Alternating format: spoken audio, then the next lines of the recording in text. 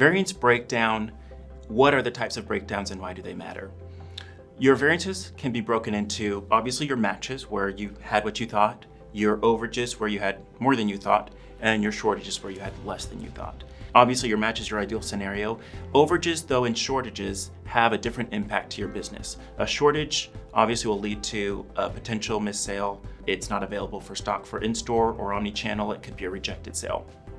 Your overages have a different problem. You don't know that it's there and it's sitting there. So those will fill up your back stock. They will potentially not be available for sale in omni-channel and could also impact those sales in that way. Your shortages can come from theft, mispicking, it can come from blind receiving, so you're not getting all the goods from DC, where your overages can come from undercounting. So your counting accuracy isn't right, you're not checking top stock or back room to find the product and you're zeroing it out inaccurately.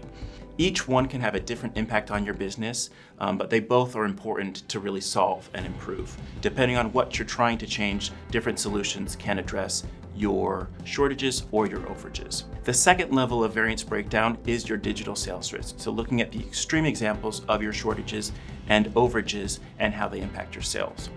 The digital sales risk version of shortages is your unknown out of stock.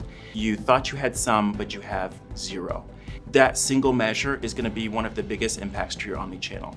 These are your potential missed sales, your potential mispicks, rejects to a consumer that's purchasing an omni-channel, so you're unable to fulfill those. The impact of this is possible bad experience for a client, for a consumer, a lot of labor spent on trying to fulfill those omni-channel purchases, and potentially a lost customer for good. So these are really important to improve. It's one of the biggest measures for a successful omni-channel solution.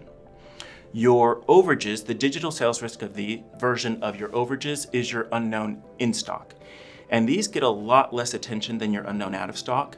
You're not going to really realize that you have them until you do a full PI, most likely, a full inventory of your store. They're going to sit like a little ghost item on your shelf, available for in-store purchase, but not available for store online in any kind of BOPIS, buy online, pick up in store, curbside, ship from store. So these are a missed opportunity. They're much less likely to get solved because your unknown out of stocks, the second they reject a sale, you're going to zero it out. The digital sales risk, the unknown in stock, kind of floats. People aren't really addressing it very much, but it really can have a big impact to your omni-channel solution. So again, your variance breakdown looks at your overages, your shortages, and your match, and then the impact of each of those, your digital sales risk, unknown in stock, and your unknown out of stock. And it's really important to know what types of variances you have to be able to address them correctly.